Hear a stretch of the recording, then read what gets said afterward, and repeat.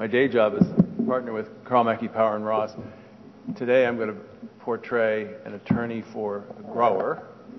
On this panel, Craig Ledbetter, whose day job is vice president with Ledbetter and Vino Farms. He's going to play the grower. Then we have Brian Clements, whose day job is a partner with Turrentine. He's going to play the winery. And Jim Terry, whose day job is with Dickenson and Peatman. Did you take his slide down? I don't want to just have his slide up there. No, I'm just kidding. Jim will be playing the attorney for the winery. So it's a little hard to keep these soap operas going, but we'll try. You have to stick with us a little bit. We're going to try to give you a little sense of the dynamic that we see in grower winery discussions about grape contracts that they've been living with and maybe you're going to try to change. Last year, the little drama that we portrayed was the winery and its lenders getting a little panicky, sending a letter to the grower saying, we need to cancel our contract. And the grower and his very talented lawyer pushed back a little bit on that. And Jim will summarize in a moment how that came out. So this year, we're trying to roll forward in what we think is a more current scenario. So we were thinking of calling it Terminator 2, but really I think it's more like The Sound of Music is what you're going to be hearing this year, particularly on the winery side. So, lawyer panels, one of the reasons people liked it is because lawyer panels are often a lot of boring talk. We could march through a grape contract. If you access the website, the materials will include a kind of generic vanilla grape contracts with some annotations, and you're welcome to look at that. We won't go through in any rigorous way each part of a grape contract. We will touch on those sections that will relate to this scenario, but you're welcome to look at that one. As I said, Jim Terry will summarize how in this fictitious scenario the two sides ended up last year and then sort of tee up where we are. And then Brian's going to talk about the winery perspective, Craig's going to talk about the grower perspective, and then we'll try to bring us all together as if we're having a negotiation. So Jim, why don't you try to summarize this. This is the letter, by the way, that was sent this year from the winery to the grower saying, kumbaya, let's all make up and go forward. Last year was definitely a sexier situation than this year because both the winery and the grower were in a panic and they were in shock over what was going on in the markets. In fact, the winery was in such a panic it decided to cancel the contract, presumably terminating under an entitlement to terminate under an evergreen contract situation, but he was a month late in sending the notice. He was quite cavalier about it, didn't think it was a big deal, and thought that the grower was going to simply accept the termination. But the grower didn't, and the grower was quite upset about that. So we had a lot of agitation going on between the winery and the grower. But the winery set out a compelling case that the winery was a victim of the economic crisis, declining sales were occurring, and he was running into covenant problems with its lender. The winery was also quick to point out that because of the declining prices in the grape market, the existing contract was requiring him to pay $3,700 a ton, but the spot market price was only $1,700 a ton. The winery also threw a softball criticism at the grower, criticizing viticultural practices arising from overcropping and high yields. While the winery tried to nudge the grower into a long-term relationship based on very positive projections that the winery was throwing at the grower wouldn't have anything to do with it. Instead, the winery and the grower entered into, after some haranguing up here on the stage, entered into a verbal understanding filled with ambiguities insofar as its effect on the existing written contract, requiring a purchase price of $1,800 a ton for the 2010 harvest of Russian River Pinot Noir, reducing the quantities to be purchased from 100 tons to 80 tons, with stretched out payment dates for the benefit of the winery, and increased input by the winery on viticultural practices.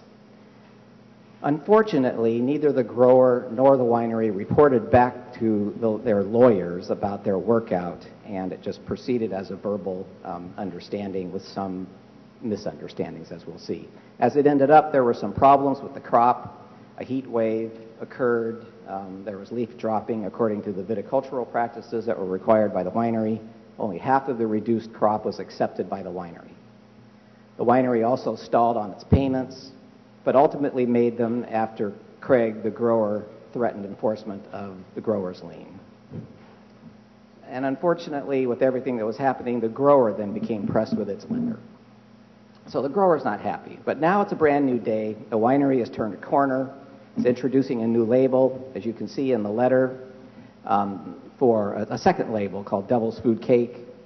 And the winery has invited a discussion, again, of a long-term relationship, a partnering between the grower and the winery is very positive. So now we're going to move into that negotiation with Craig on behalf of the grower and Brian on behalf of the winery. Brian is positive and happy and chummy. Craig, decidedly less so. Gentlemen. Hey, Craig. Well, it's good to see you again. Thank you for taking the time to meet with me today to continue our relationship. You know, our winery has always thought of your group as family, and I just want to let you know that, as you've seen in my letter, that we're back to normal. We've been buying your grapes for 5 years, and we had 1 year that was unfortunate. But as you know, and you've seen in the press, that we released Devil's Food Cake, and at $17 a bottle. We did that because we didn't want to take the most excellent winery reserve program and discount it to the point where we could never get that price back. So what we did is we kept the reserve, as you know, at 35. Pinot, we're talking Pinot here, and the Chardonnay is a different story. But on the Pinot, the price kept at 35. Changed our distributors, went to a couple different places, and then we started Devil's Food Cake as a way to reduce our inventory.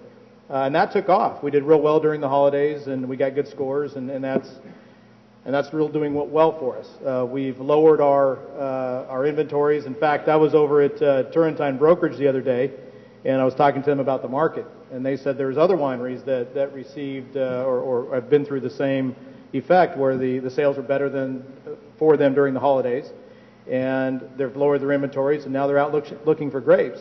So, you know, those guys are really smart over there at Turrentine, especially that guy named Clements. So what we want to do is we wanted to come out a little later in the year and talk to you, but looking at the crop and the way things are, what we'd like to do is offer you a multi-year deal, 100 tons of Pinot Noir and 100 tons of Chardonnay, and start that discussion. Well, nice to be back at the table with you again, Brian, but I still have some questions and concerns, and I don't want to hash out on last year, but I do have to go back to last year and just kind of bring you up to speed as to some of the conversations we had last year, some of your complaints, and address some of those things. First off, the reducing of price last year. I mean, you cut my price in half. My tonnage then, you know, due to some extra viticulture and leaf pulling that you had me do, I lost half my crop to sunburn in that heat spell that we had. So not only did I lose half my price, I lost half my crop. Now I have a problem with my bank, you know. So now we're sitting here back at the table.